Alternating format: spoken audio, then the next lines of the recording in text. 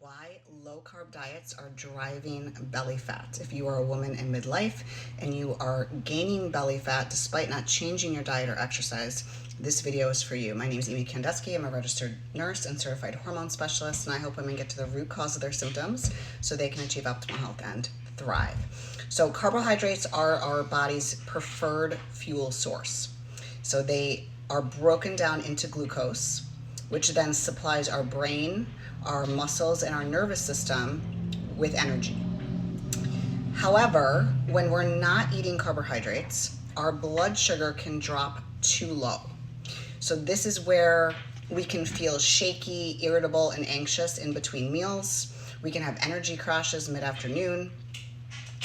And when our blood sugar drops too low, our body releases stress hormones such as cortisol, adrenaline, glucagon, and this gives our body a release of glucose into our bloodstream because it perceives the low blood sugar as an emergency.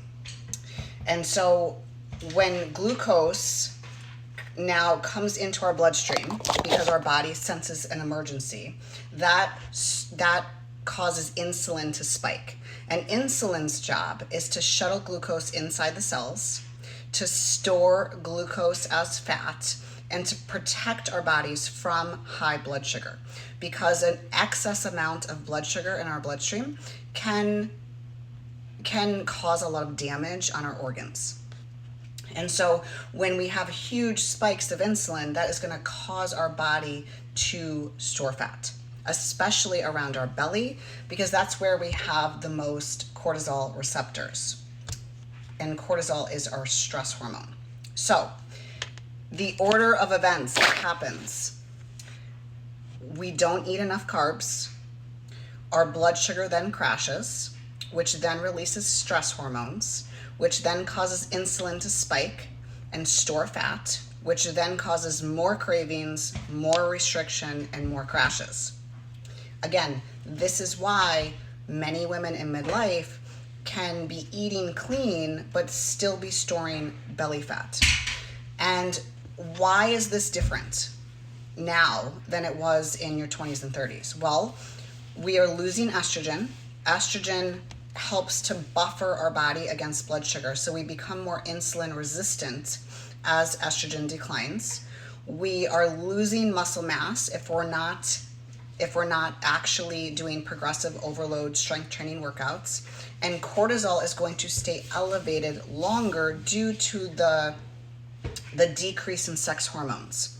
So the goal is not to eat less carbs in midlife, but we have to do them in a strategic way.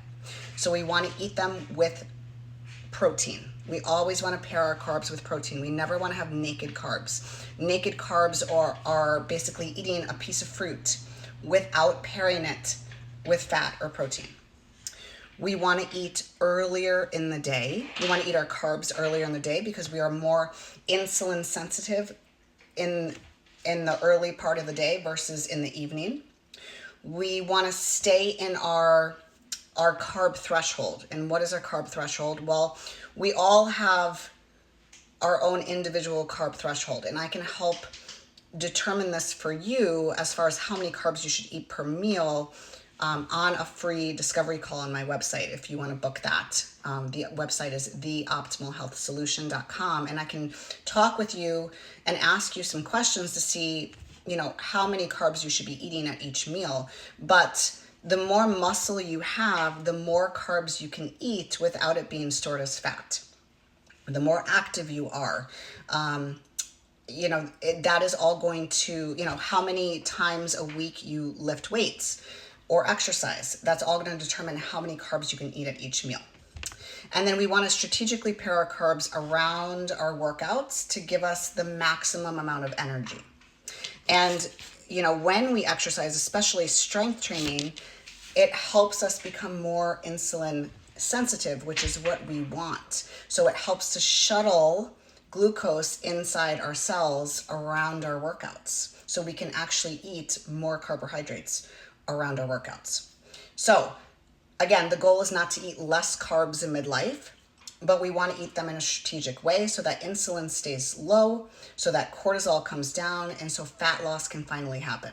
So if you're interested in learning more about how to balance your blood sugar, comment stable in the comments below, and I'll send you my midlife fat loss guide. If you don't follow me on Instagram, follow me there at amy.hormonecoach.